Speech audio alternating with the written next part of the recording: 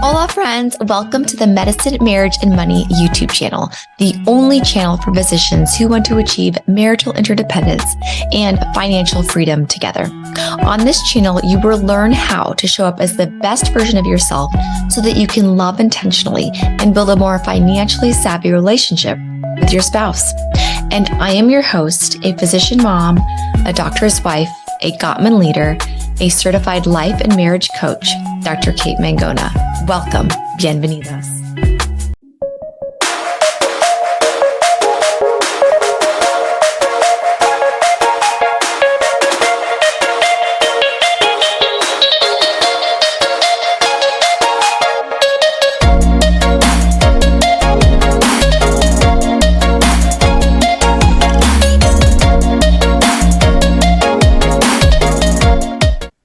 Yay!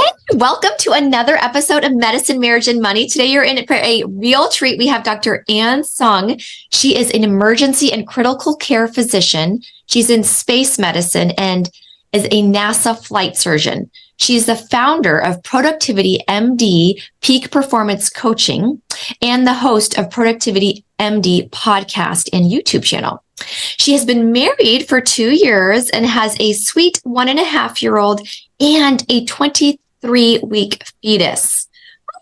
Okay, and real estate investor. So thank you. Welcome to my show, Ann. I'm so excited to talk about relationships, husband, mother, NASA flight surgeon, productivity, all of it. Thank you so much for coming. Yeah, thank you, Kate. This is going to be so fun. All things that that are fun, and also how do you even maintain good relationships when you're exploring all these fun things? Yes. Okay, so let's start with your love story. I typically always start with the love story. And just tell me about what stage of life were you in and how did you fall in love? What did that look like? So I was just finished emergency medicine residency, moved to St. Louis at WashU to do my critical care fellowship. And within the first week and a half, maybe, we both swiped right on Tinder. So that's how we met. So we're a Tinder success story. But the reason why we swiped right was I do Olympic weightlifting, for the past probably 14 plus years. And he does powerlifting. So we both had a profile photo of us doing weightlifting. He was at a competition and I was doing my cleans. And then that's one of the reasons why we swiped right. Wow. Okay. Now I don't even know how Tinder works. I fell in love before Tinder came about. Is this like one of your profile photos that changes, or was it like your weightlifting photo? You have a primary one, and then you can swipe, looking at the other ones. And if you like all of their photos, or if it speaks to you, their profile speaks to you, and then you swipe right for a match. If you both swipe right, then you guys get a match. Okay. And then you can start messaging each other. You swipe left if you don't like them. No vibe or whatever. Is your main profile photos the weightlifting photos? No. I don't think his was either, actually. But we swiped and then saw it, and that was it. That was the main thing. And he also had a photo with the dog, which he thought was maybe made him look, more, caring. And then he had a half naked photo on the beach. And so which one caught your attention the most? Weightlifting, because out of all the profiles I looked, nobody had any competitive weightlifting photos. And what got me also was his first message to me was, moving to a new city, because I think I put just moved to St. Louis, moving to a new city, the first thing is you must have found is to find a good gym or something like that. And I was like, yes, right when I knew I got accepted to fellowship, I found the gym that was exactly what I needed for weightlifting, close to the hospital. And I found my place that was close enough to that gym. It was all for that gym. So he knew what was important to me. Oh my gosh. Yes. Exactly the right message at the right time. That is perfect. Okay. And then when you met, when you eventually got in person, what about him did you fall in love with? I think in general, Well, I think maybe first he has a dry sense of humor, and maybe when we first met for our first date, it was like I was late, and he was texting me, was like, "Oh my God, we should have made a reservation," and I was like, "Oh, is the line like out the door? What's going on? How long is the wait?" And I walk in, there was no one there, and So then so what's that? he was being funny. Yeah, like a sarcastic, like a sense of humor, which I think later on we just talked, all night for the first date, and we even changed venues to like a 2 or 3 course date, and I think we never stopped talking. Oh, wow. You know who that reminds me of? Elaine Staggerberg is just like they had their first date was like 13 hours long. Oh my gosh! Okay, ours was like 4 or 5, but wow. Okay, that's awesome. So I think it's maybe the dry sense of humor, the ability to respond, feeling heard probably. And, later on, as time went on, it was always open to my crazy ideas. Oh, Like quitting his job and traveling with me for 8 months and never had a passport before he met me. oh my God. Okay, back up here. Okay, this crazy idea. So what were you doing for these 8 months? What was that about? So I finished my critical care fellowship, and the next step was aerospace medicine fellowship. I decided to take a year off because I knew that this was the time. It would be hard to take a year off after aerospace because you want to usually go right into NASA. And I just said that, we have about 8 months. I worked a little extra PRN, and, his decision, he had to decide. It's either quit his job and go or not go with me. And I go. Okay. So he decided to quit, lots of courage. And we traveled through like Mexico, Colombia, Ecuador, Peru, China, Taiwan, Vietnam, Thailand, Australia, Cambodia, Laos, Hawaii, and then back. Wow. Vietnam too. Oh, that's amazing. So that was for 8 months. You traveled the world. Yeah, we took first mini retirement per Tim Ferriss.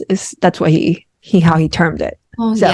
yes. Okay. And then aerospace medicine, like how did you even decide to go into you wanted to do NASA? I think since I was little, I was already fascinated by space from reading children's encyclopedias, then moved to Houston, then visited Space Center Houston. And then at 19 years old was when I consciously made the decision that I knew I was going to med school, but I said, no matter which specialty I go into, I would end up working for NASA. And then finally, I think at 19, so I think it was like 14 to 16, I think it's 16 years later, that's when I was hired on by NASA finally, just going through, day after day, step after step. Okay, no, so do you have to go into certain specialty in order to be considered for NASA? Usually aerospace medicine but you can be any specialty and then you train in aerospace medicine specifically and then go work for NASA. Yes. Okay. But along the way, I did a critical care one just because I thought that I wanted more upstairs knowledge versus the downstairs knowledge of ER. I wanted more comprehensive. So that was just me being extra, trying to collect I don't know. I say I have like a wall full of certificates for my self-worth back then because that's how I grew up, with an Asian household, but not anymore. Okay. Okay. So tell me about this traveling the world for 8 months. Like, what did you guys learn about each other? How did that affect your relationship? Yeah, I think the relationship, I definitely realized what he does when he's stressed out. Because it's the first time leaving his family, leaving his dog, having to plan, travel, and actually planning travel and traveling all the time is actually kind of tiring. So we actually had to settle down and stay somewhere for a few weeks, because it's actually very tiring. You just don't want to sightsee. You just want to do normal things and wake up and just chill. Yep. And I would say we had so much fun in general. Well, when he got stressed, he would retreat to his IT, on social media and wouldn't plan. That's how he retreated when he was stressed out and when he was homesick. I had to learn that. He would work on IT? No, he didn't work, but it was, he would retreat to his tech, like his phone, basically. Okay. Like, Okay. yeah, like scrolling on social media or I don't know, messaging, but not planning our next day, like where we're going to stay. That's what I learned about him when he's stressed. But also we had like, reflecting back the most fun of our lives, like all of our memories, we created memories that it's just so fun to see all the photos and we remember different parts of, highlights and that we would never regret it. And when he came back, it made our relationship definitely stronger. We understand each other a lot better. And when he came back, the company hired him back on full remote anyway. Oh, okay. So let's talk about his perspective. If I know you can't like really put yourself in his mind because you're not him. But if I were to ask him that same question, because you just told me what you learned about him, right? What do you think he would say? Has he told you, or can you guess? Like, what would he say he learned about you during those 8 months? That back then, I feel like back then he always says I was more spontaneous, carefree. And back then I used to drink alcohol. I stopped when I was 32. Huh? But I was weaning during that time. So I probably would be more like daring. That may have been what he learned, like more daring, because I jumped off like bridges and, for $20. Into water? Or like with No, like strapped into like, it's kind of like bungee, but it swings, but it was like a place where nobody was there. They had to go find the guy who does it. And it was in Ecuador and it was like $20. Oh my gosh. Oh my gosh. Okay. So that's probably what he found out. Like I was definitely back then more maybe daring or not care as much, more carefree. Yeah. More adventurous. Yeah, but does it have to do anything with alcohol or not though? That time, no. Okay. No. So do you well, in general, yes, I do get even more more right, yeah, like that with alcohol. Yes. Okay. But you're probably just spontaneous and carefree, like personality wise. And then you said back then. What about now? Do you think so why would you say back then, but not now? Yeah. I mean, that's what he says now too. Like those are his words to me, because back then, now with everything that, I'm building, especially with the baby, everything became more rigid, I guess, rules, rigidity. And for myself, I'm always thinking about like the big picture now. And is it something worth fighting for? Is it really going to affect the end outcome?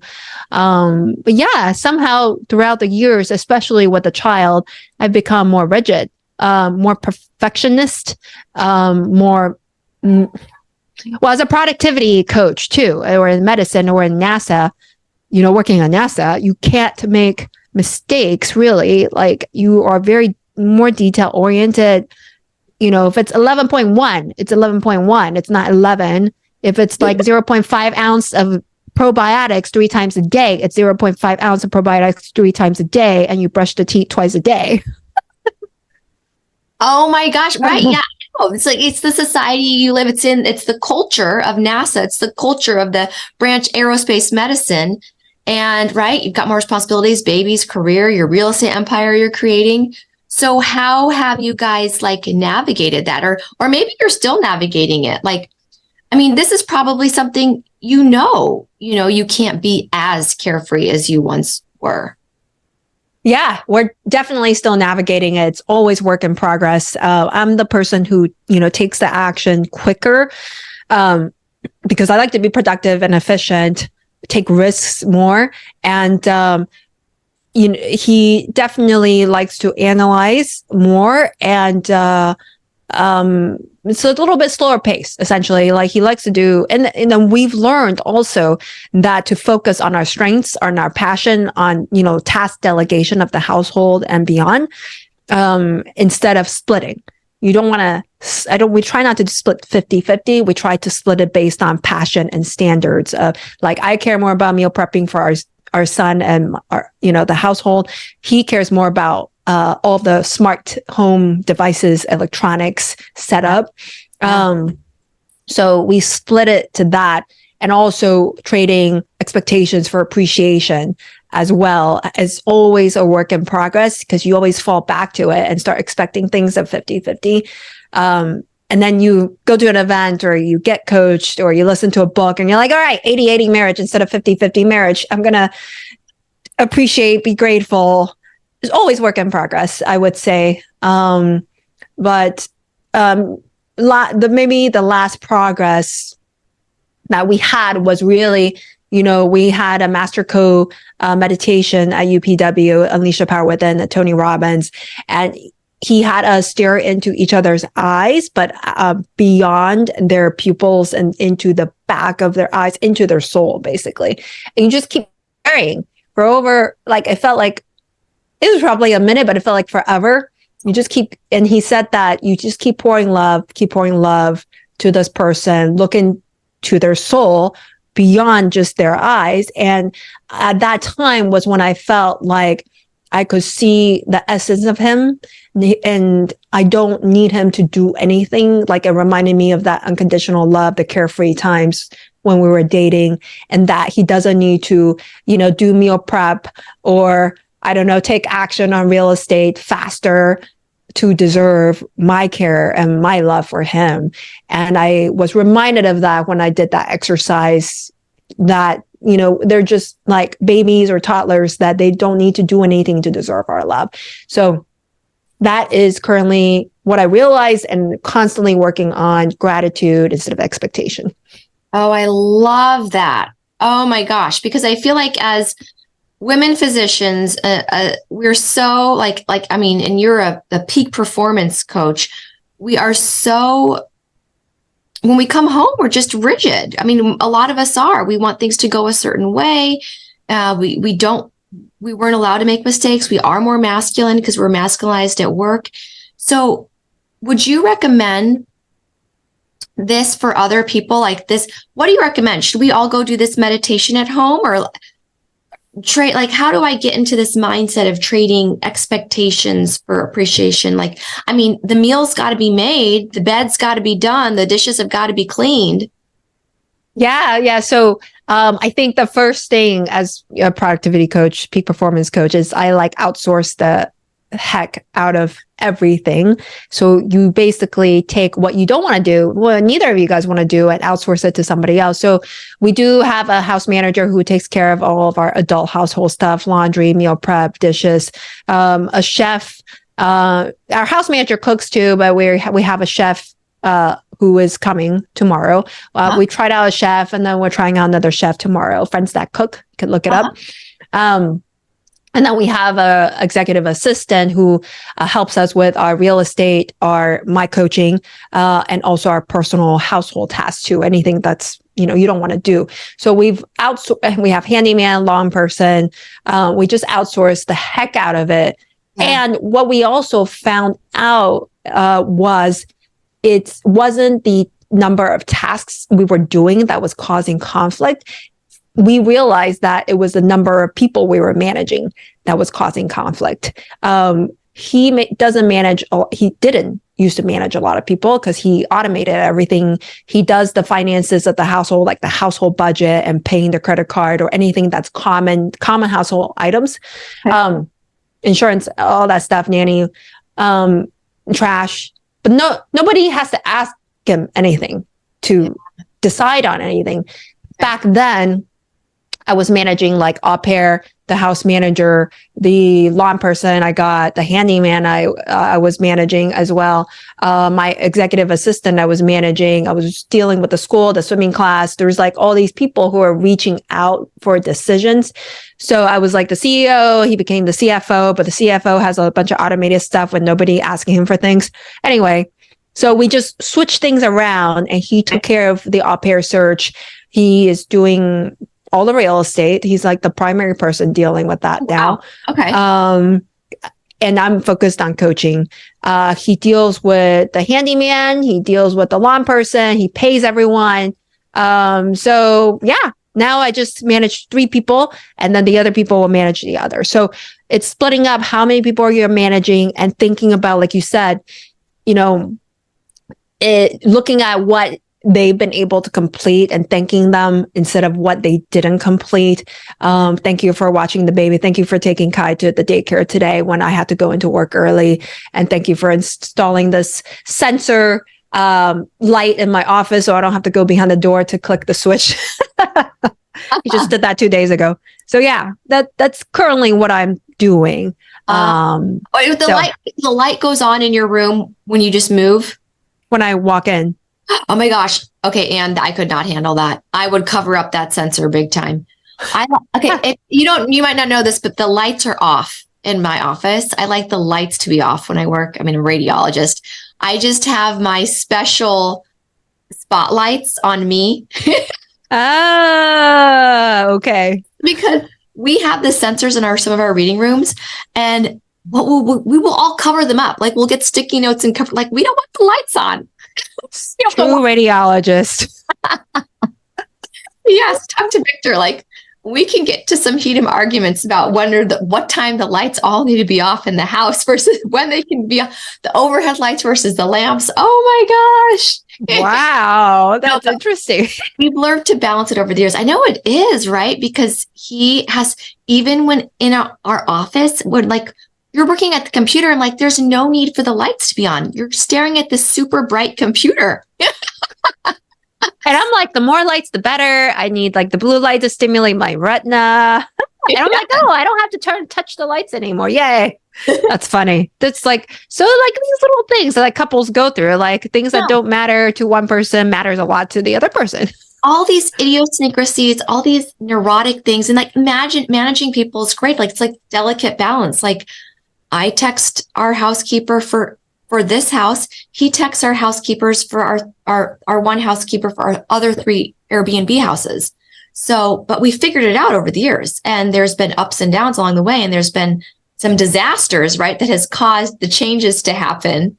So I love this. I mean, it's just figuring out real life, and you've only been married 2 years. So I commend you for doing all this, Ann, in 2 years. I don't think I actually actively started working on my marriage and started seeking out coaching and reading marriage books seriously until like 6 years in. So this is okay. Yeah. Mm-hmm. Right? Okay. I really want to get to your mother, because I know as we were at UPW together, Unleash the Power Within, you had a huge breakthrough, and it was just Thanksgiving and you spent it with your mother. And I know you've talked about your mother on your podcast before. Can you just share a little bit about your past relationship and then a little bit about your breakthrough? Yeah. And before that, I wanted to note very important and outsourcing to babysitter regularly for date nights every week for 5 hours. Yes. That's absolutely intentional, non-negotiable time. Okay. Very important. And an adventure couple scratch off book for ideas on Amazon. Okay. Anyway. So yes, it's my mom and she was a single mom. She was divorced when I was a baby, and we grew up different generation. We moved to from Taiwan when I was 9, and different thoughts, different generation, and we disagreed on a lot of things, though we love each other. And I said that I collected a lot of certificates and degrees because that's how that's how I validate, I guess, my self-worth, because that's how she gives love. Which I realized later that I don't have to do anything. But that basically, I think there's maybe a little bit of victimization or narcissistic tendency that played a role as well. This is very common. I've talked to other Asian daughters and moms. Actually, this is all very common. If you don't do what they say, then they withdraw their love instead of unconditional support. So our relationship all the way till residency had not been good. And I definitely was to blame in terms of my own tone as well, the way I react. And then when I went to Date with Destiny, and that's the reason why my wheel fulfillment at UPW wasn't fulfilled too. It's because of relationship with my mother. When I went to Date with Destiny in 2017, that's when I made the decision to thank her, forgive her, to tell her the reason why I never treated her well or spoke to her well, or like it was no excuse really, no matter what she did for me to act the way I did. And then that, I think, got my tone better. A relationship was better. And she at that time said whatever she did, sacrifice she did was worthwhile. And then met my husband. She didn't like him. She didn't come to our wedding. I had our child, and then everything that we send her, like photos or anything we say, it was looking at the gap instead of the gain. Like we were not feeding him correctly. His position wasn't correct, or there was something with, it's always a negative thing that was picked out whenever she visited. So at that time, there was one comment that she made that I decided to draw boundaries, and essentially didn't speak with her for 9 months. I drew my boundaries and I blocked her actually after speaking to essentially a counselor, because it was like this cycle of going back to her and then getting treated or feeling scared about what would be said, and then go away, but keep going back and go away. And so it was like a drastic measure when, I don't know, it depends on how you view it. But at that time, I didn't dress my child warm enough, didn't have a hat on. It was kind of cold. So he was maybe 7 months. And then, so she said it directly to him in Chinese that your mom wasn't taking care of you well enough in front of me. So, when you've been doing everything the best to your capabilities, it's almost like splitting, talking crap about, you in front to your kid directly without looking at you. Anyway, at UPW was when I realized that, after 9 months of not speaking to each other, that I would not want to have the regret that the next time I speak to her or know about her is when she's dead, essentially. And that I didn't want to rob my child away from growing up with a grandparent, just because of the past, because the past doesn't define the future. So, and I am not showing unconditional love to her because I was expecting her to act a certain way. And I realized that I would treat her as my son or daughter, as a toddler, that, they deserve forgiveness and compassion no matter what they have done, because it was just an ego defense, perhaps at that time, from their own trauma. So yes, and I just made that decision. I decided, UPW helped, drove to her house, dropped off like this 1-year book. At the first meeting, I was like 5-10 minutes. That's it. Just wanted a short exposure. Dropped off Kai's 1-year book because she missed everything from 8 months, 7 months and forward. And then we decided to have Thanksgiving together. So, which was the first time we were together after 9 months. And actually there were really no negative comments, nothing bad, that happened. Before that, I said, I just wanted us to have kindness, compassion, and treat each other with respect though. But yeah, nothing happened. It actually went better than I anticipated. And so always work in progress. I'm going to do a slow trickle, trading expectations, gratitude for expectations with my mom. And that's the story. Yes. Okay. I love how you prefaced it with, okay, we're going to be kind, compassionate, and respectful. Yeah, and you're right. Like, we get so caught up in our own ego, even though our parents are from a different generation, right? Different generation, different country, different mindset. And you, at the root of you, at your core, you probably know she's doing the best she can with what she was given as a child, right? And how she was raised. But when it comes out, and it's like that splitting you talked about, talking to your child about, it's like so hard to remain kind and compassionate and respectful to that. So this is just so huge. And I'm so glad you shared this with us. Everybody who is listening about this unconditional love, and it's not that, you probably don't label your mom as abusive, right? I mean, I don't know. There's this line, because I have been called out before, Anne, about on Instagram talking about unconditional love. I occasionally have unconditional love challenges. People have called me out about how that's unhealthy, because when you're in an abusive relationship, unconditional love, you just get hurt more. So I think there's a time and a place from it. But when it's your mother, and she's honestly, even if she has some kind of a personality thing going on and a different upbringing, she's doing the best she can.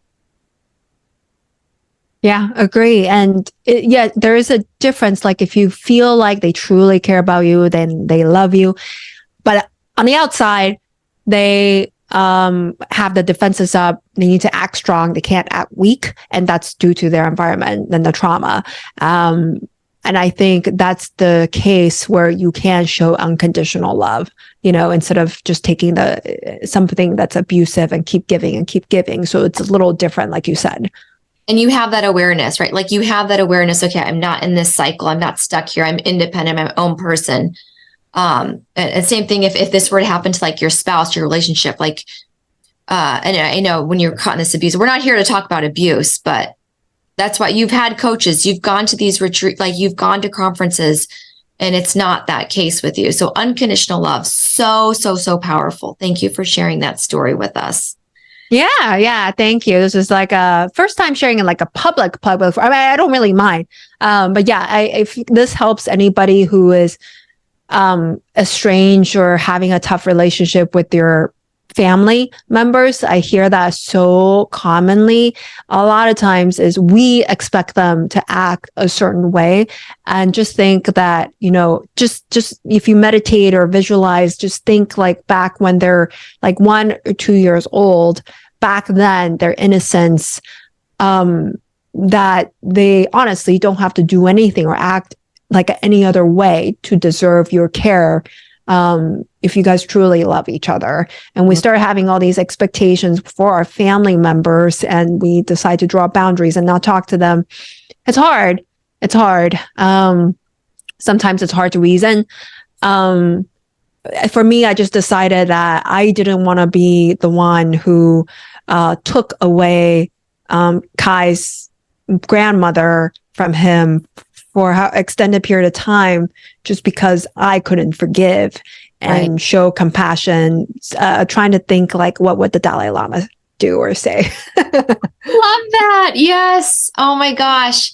And you know what's also very productive, because when you are unconditionally loving, you're not stewing in anger, you're not ruminating, and you're not wasting like years of your life in regret, because you just took care of it. Even though you're being vulnerable, it saves you from that inner turmoil. It's like you're poisoning yourself if you're not forgiving. Oh yeah. Yeah. I would say that during the drive there, I didn't tell her I was coming because I wanted to, be unexpected. But during the drive there was a lot of fear because of, I don't know what she's going to say. I don't know if I'm going to be hurt. So it's all in your head, thinking of the worst case scenario, and you just decide and know you can do it, and know that it's already done. That you don't have to be scared. It's your own ego. When you start being scared, that means you're thinking about yourself again and not the other person. And I will say that after the visit that first time, I felt like, well, a huge sense of accomplishment that I did it, but it was huge weight off my shoulders, like a sense of relief. Like it wasn't like so heavy on my chest that this one relationship since the beginning of my life did not work out. Yeah. It was sad, for like 9 months. Yeah, that weight. And just imagine how much more productive you can be when the weight is off of your shoulders. Oh my gosh. Yeah. That's a relief. Yeah. And something, I love how you said like visualize it. It's already done. It's already done. What is your fear? Your fear in this case was being hurt. Like, cause she said something that might hurt you in the future. I always say, okay, let's just pretend like she's going to, like that is done too. She is going to say something that hurts you like every single time you're around her. One thing, maybe one thing out of like the 100 things she says. So if you just expect it, what would you do anyway? Like, can you show up loving anyway? Yeah, that's a very good way of fear setting, essentially. Like you know how she is. don't ever expect to change. Because initially I was like, I'm going to require counseling, family counseling before I can take her to see Kai. Anyway, through coaching, I was like, just forget it. Just expect her that she's going to be that way. And think about the true intentions behind the comments or the true fears behind her comments, perhaps. Really, the true intention is like she just didn't want Kai to be cold. Her true intentions and how it came out is just, that's just how she reacts. And yeah, when we want counseling for somebody else or therapy for somebody else, we just want them to change. And we both know that's not how we live our lives, is wanting to change everyone else in our inner circle. Yeah. The only thing we could change is our own story. Yeah. The meaning that we place on it. You can swap it for good intention versus bad intention. Yes. Well, this has been amazing. And it's going to help so many people who are stuck in relationships, especially this holiday season. Thanksgiving just had passed. Christmas, New Year's coming up. Is there anything else you want to share in terms of relationships or productivity or NASA? And I know we could have a whole nother episode like when to eat and how to eat it and when to exercise like that. I'm totally binging on David Sinclair's podcast right now. So we'll have to talk about that later, Ann. Oh, yeah. Yeah. I think it's I guess in general, I would say the big takeaway for the audience in terms of relationship, it's so much about like maybe priming in the morning or meditating in the morning. You can do the Tony Robbins priming. It really does get me and a lot of people into a beautiful state to start off the day so that when you are seeing your spouse, like my husband and I, started priming together after UPW. It really gets you in the beautiful state of gratitude that everything is in a gain state instead of a gap state. And that really sets your day up for success, that you can, your brain is primed to look for the positive instead of the gap.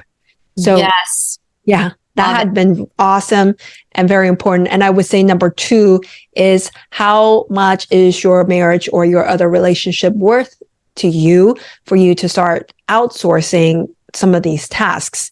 I hear a lot from husbands saying, oh, my wife does all that, so I don't do it. Like in productivity coaching, I was like, cause how much it's like, I was like, as a team, as a unit, do you think that your wife could be happier if you outsource more of these things? Do you think you guys can have a better marriage if, she wasn't so stressed out about school, meal prep, laundry, etc.? And they're like, oh yeah, I guess I could hire like an assistant or like a cleaner or house manager for her. I think she would be a lot happier because she's always stressed. Yes. Relationship is better. I love outsourcing, Ann. Oh my gosh. So yeah, I would say maybe those top 2, letting go of your perfectionist nature, thinking that nobody can do it as well as you, and know that if you pay enough, you can always hire people better than you, who are experienced. You can pay for experience and experts, and you eventually, it will set you free. Like I was able to, grow my social media, hiring an executive assistant, allow me after delivery of my baby, 10x my productivity, scale my social media. My husband got a real estate STR under contract 2 weeks ago, grow a 6-figure coaching business and not sacrifice doing full-time NASA work, part-time ER ICU work, and not cut into the time with my baby when he's awake. Amazing. Oh my gosh. I love it. So where can people find you, Ann? I am on social media, Ann Tsung MD. That's TSUNG MD. Also, if you guys are interested in having like a 30-minute productivity peak performance discovery coaching call, you can just go to productivitymd.com. The podcast is Productivity MD. If you go to productivitymd.com, it has all the links. YouTube is also Ann Tsung MD. So feel free to listen to and then reach out, message me on social media, Instagram and Facebook. And you can also join the mastermind group that we have as well, that shares all tips on productivity in all aspects of life and not just work. Oh, and they can join that mastermind on your website? Yeah. There's a link to the Facebook mastermind. They can just go ahead and join. Okay. And I've joined, I know I've gone to your website and I've gotten that email of all those things, like you have a list of resources, right? Of all these ways to be the most productive and where to. Oh, yeah. Yeah, I can definitely send that to you so you can post in the show notes too. I have like a productivity out of this world resources on lots of, I don't know, health, virtual assistant like resources, the tasks that my assistant does for me, my house manager's task list. Yeah, there's like all these, whenever people start asking me things, I just put all the links in there. So it's like a growing living document. So I will send that to you as well. Oh, thank you. Thank you so much for coming, Ann. It's been such an honor. Yeah, thank you, Kate. It's been so fun. Thank you for allowing me to have the stage to be, I guess, authentic and vulnerable, which is what I always strive to do. Absolutely. What an amazing episode with Dr. Ann Tsung. And that description of the past week of her life, her Thanksgiving with her mother. How powerful is that? Unconditional love at its finest. Point number 1, 2, and 3 is pick out somebody in your life that you would like to forgive or be forgiven. And plan to hang out with them. And plan to show only kindness, compassion, and respect when you do. Decide it. It's okay to be scared. Right? What did Ann say? She was scared. She visualized it was done, and she did it. Guess what? You may be scared to do it anyway. They may hurt you. Do it anyway. If this is going to lift a big weight off your shoulders to show somebody this unconditional love outside of an abusive relationship, then do it. Stop poisoning yourself. What a beautiful act of unconditional love. Take home point number 4, because that was 1, 2, and 3. Find the person, act on it, kind, compassion, and love. Maybe it's your spouse. Maybe it's your mother-in-law. Maybe it's your father-in-law. Maybe it's your own mother or father. Maybe it's your brother or sister. Stop poisoning yourself. Unconditional love. Drop your ego. It's not about you. Who is it about if it's not about you? Number 4, outsource. Outsource that stuff. Outsource. Do you enjoy? Is laundry meditative to you? Is folding laundry meditative to you? Then go ahead and do it. Doing dishes, yard work, watching your children 24/7 so that you never have time to spend with your spouse. Outsource it once a week for 5 hours. That is a must. That is a non-negotiable. Outsource it. If you could be happier doing something else or spending time on relationships or a passion rather than chores or tasks, outsource it. How much are you worth? How much is your time worth, and how much is your marriage worth? And then the last take-home point number, I forget what I'm on. Take-home point, the last one. Remember why you fell in love with your spouse. Now, guess or remember why your spouse fell in love with you. For Ann, it was her spontaneity, her daringness, and her carefreeness. Guess what? She's not the same person anymore. We all grow, we all change, we all morph into these mothers, these wives, these friends that are different than when we first started dating. Can you understand that about your spouse? Understand it. I'm telling you, get curious, understand that we all say, well, they've changed or they won't change. What about just accept them for who they are at this point in their life, knowing they have the best intentions? So what if they're not carefree and spontaneous as daring as they were back then? Now they've got 4 people to feed.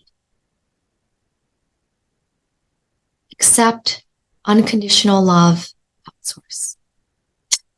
Thank you so much. Please share this with somebody who really needs to hear these concepts today, who really needs to hear this story of forgiveness and unconditional love.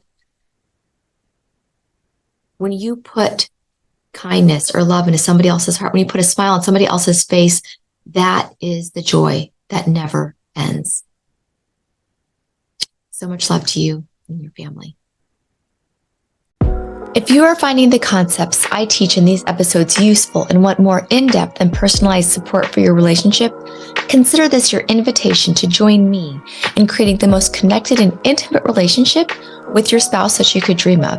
Go to www.medicinemarriageandmoney.com right now and download my 18-page medical marriage survival guide and workbook at no cost to you. I also have a 6-day marriage challenge, which goes over the 6 predictors of divorce at no cost to you. These have been known to decrease fighting, rumination, and grudges between you and your loved one. If you want to take it a step farther, really enhance the joy and connection in the most intimate relationship in your life, sign up for my 8-week Making Marriage Work program today at medicinemarriageandmoney.com. Thanks for leaving us a stellar review, subscribing, and sharing with your friends on social media. You have the power to improve someone else's life and marriage simply by sharing this episode. Much love to you and your spouse. You're exactly where you need to be in this moment. Adios, my friends. The content of this episode is not intended to be a substitute for professional, medical, or financial advice. The opinions provided on this episode are those of myself or the invited guest alone. They do not represent the opinions of any particular institution. Always seek the advice of your physician or financial advisor with any questions you may have of a medical condition or financial plan. This is for your entertainment only.